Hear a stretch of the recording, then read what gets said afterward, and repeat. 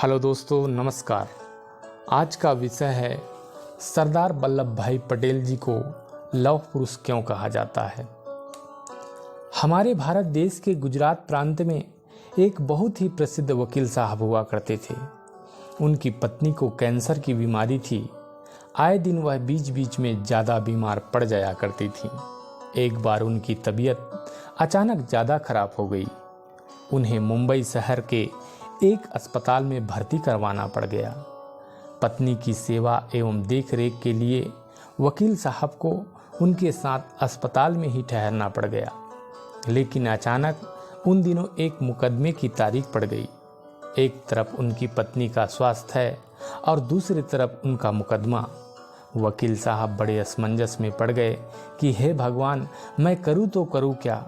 मैंने अपने क्लाइंट से वादा भी कर रखा है कि उस निर्दोष व्यक्ति को मैं केस जिता कर ही रहूँगा। यदि आज मैं मुकदमे में उपस्थित नहीं होऊंगा तो मेरे क्लाइंट के साथ घोर अन्याय हो जाएगा। ऐसा विचार करके वकील साहब मन ही मन चिंतित बैठे हुए थे। उनकी पत्नी उन्हें चिंतित देखकर कहने लगे कि आप मेरी चिंता ना करें, आप केस लड़ने कोर्ट जाएं। आपके ना रहने पर एक बेकसूर इंसान को सजा न हो जाए। वकील साहब दुखी मन से कोर्ट पहुंच गए और साहस के साथ निर्भीक होकर अपने क्लाइंट के पक्ष में बहस करने लगे। दोनों पक्ष की बहस जोरों से जारी थी। तभी एक व्यक्ति दौड़ते हुए आया और उन्हें एक छोटी सी चिट्ठी थमा दिया।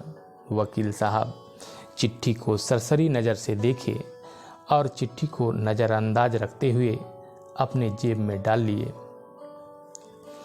अपनी बहस जारी रखे अपने सबूतों के आधार पर उन्होंने अपने क्लाइंट को निर्दोष साबित कर दिया, जो कि वह था भी। सभी लोग वकील साहब को बधाई देने के लिए पहुंचे और वकील साहब को बधाई देते हुए पूछने लगे कि वकील साहब, आपको बहस करते हुए जो एक चिट्ठी प्राप्त हुई थी उसमें क्या लिखा था। वकील साहब ने जब वह चिट्ठी सबको दिखाया तो सबके सब स्तब्ध रह गए।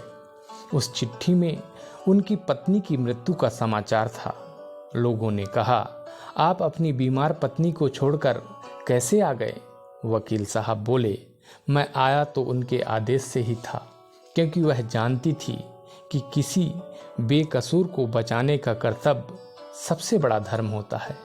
वे वकील और कोई नहीं बल्कि सरदार वल्लभ भाई पटेल जी थे, जो अपने इसी प्रकार के कई कर्तव्य पालन के कारण लौह पुरुष कहलाए। धन्यवाद दोस्तों। हमारा यह वीडियो यदि आपको पसंद आया हो तो लाइक करें, सब्सक्राइब करें, बेल आइकन को दबाएं, अन्य दोस्तों को शेयर करें। फिर मिलते हैं अगले नए वीडियो के साथ। जय हिंद, जय भारत।